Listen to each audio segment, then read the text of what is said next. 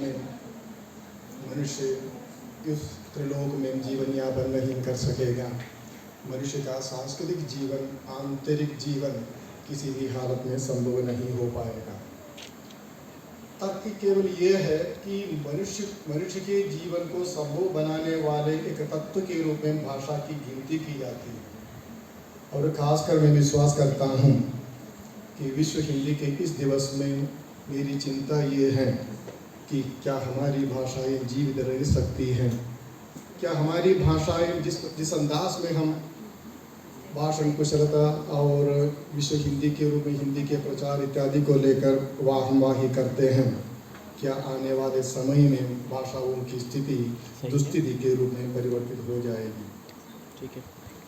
तो वाक्य प्रतिप्रकार भर्तृहरि से लेकर जो भाषाई परंपरा है, लेकिन भारतीय ज्ञान परंपरा में मुझे लगता है कि जिस अंदाज में पाश्चात्य जगत में जो भाषाई मोड़ जिसे कहते हैं, लिंग्विस्टिक टर्न जिसे कहते हैं, वो भारतीय चिंतन में तो नहीं आया है। तो ये संदर्भ में सोचते हुए मेरा एक विचार ये है कि भाषा को वास्तव में एक विचार विनिमय के साधन के रूप में देखने की पद्धति पर हमें एक प्रकार से रोकथाम लगाना चाहिए। वो इसलिए है कि मनुष्य के जीवन को संभव बनाने वाले एक तत्व के रूप में भाषा की गिनती की जाती है। लीलाधर जगूड़ी रचना प्रक्रिया से जूझते हुए नामक अपनी आलोचनात्मक रचना में एक वक्तव्य देते हैं, वो महत्वपूर्ण है। वे कहते हैं, मैं हूँ मगर क्यों हूँ, मैं अनुभव और भाषा का आज़ाद गुलाम हूँ। तात्पर्य यह है कि कवि के रूप में कवि अब एक प्रकार से भाषा के आगार में आबद्ध हैं। तो असल में कवि क्या बताना चाहते हैं, तो इसी फिक्र में मैंने जाना कि मनुष्य के चिंतन मनन के माध्यम के रूप में यदि कोई तत्व काम करता है वो भाषा है। यदि भाषाई तत्व को आपके मन और मस्तिष्क से निकाल देंगे, यदि आधुनिक शब्दावली में यदि हम बता देंगे कि मनुष्य के मस्तिष्क के ब्रोकल एरिया में कोई आघात पड़ जाता है, वो दुर्घटनाग्रस्त बीमारों के साथ जब अनुसंधान हुआ कि वे अपनी पूर्ववत जितनी सारी संकल्पनाएं थी, अवधारणाएं थी, ज्ञान था, बोध था या अवबोध था, उसको वे पुनः प्रस्तुत नहीं कर पा रहे थे। उसका मतलब ये है कि जिंदा मनुष्य के रूप में शरीर मात्र रहेगा, लेकिन वो मनुष्य के रूप में जीवन यापन नहीं कर सकेगा कि जानवर का या मांस का टुकड़ा मात्र वो रह पाएगा।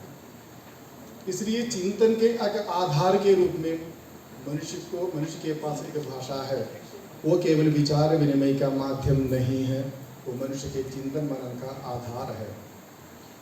इस चिंतन मनन के आधार का मतलब ये निकलता है कि चिंतन करता है कैसे।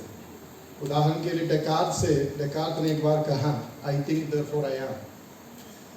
लेकिन डेल्यूस एक मजाकिया सवाल करते हैं, I think therefore I am, please tell then by which do you think, किसके माध्यम से थिंकिंग करते हैं। तो इसके लिए मलयालम में एक कवि है वैरोपिल्ली नाम से, अंदंगल नाम से एक कविता है, पंडु पितामहर काट्टिन्नडुविल चिंतगलु रसिडु मक्कालम वन्नु कणक्के चेन्निन मूलम वालु कणक्कुरु तीनालम। तात्पर्य ये है कि मनुष्य हमारे प्रपितामह जंगलों में विचरण किया करते थे, तो उनके दिमाग में शब्दों के संघर्ष के माध्यम से कुछ नई चिंगारी उभरती है। वो नई चिंगारी का मतलब नई सोच है, नया विचार है, नई परिकल्पना है। तो शब्द का मतलब केवल शब्द नहीं होता, वो मनुष्य के जीवन का, मनुष्य के अनुभव का, कॉट एंड कॉट अनुभूति का एक हिस्सा है। यदि एक शब्द मात्र नहीं रहता, वो शब्द के भीतर एक संकल्पना रहती है, वो एक प्रकार से वैयक्तिक अनुभूति से संचित माने अनुभूति है।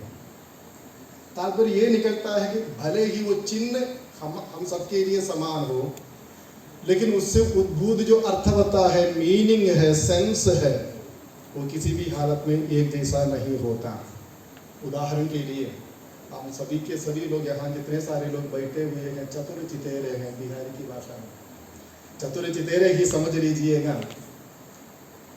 तो यदि एक घर का चित्र बनाने के लिए आपको बता दूं कि तब जितने सारे लोग होंगे अलग अलग चित्र खींच लेंगे, मैंने केवल बताया घर, घर एक सिग्निफायर है, लेकिन उसको जो सिग्निफाइड जो है, जो सांकेतिक जो अनुभव जगत है, वो आप सभी का अलग अलग ही है।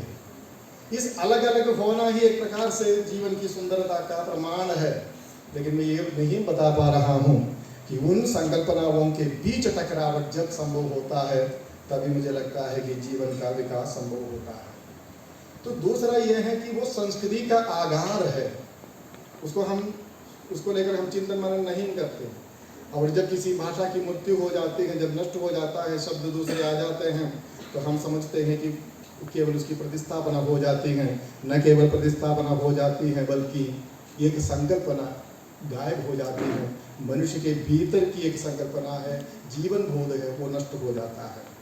तो संस्कृति क्या है उसको मैं परिभाषित नहीं कर पाऊंगा, क्योंकि टेलर जैसे विद्वान लोग ये बताते हैं term culture is very complex, but that includes all morals, all knowledge, all capacities acquired by man as a member of society.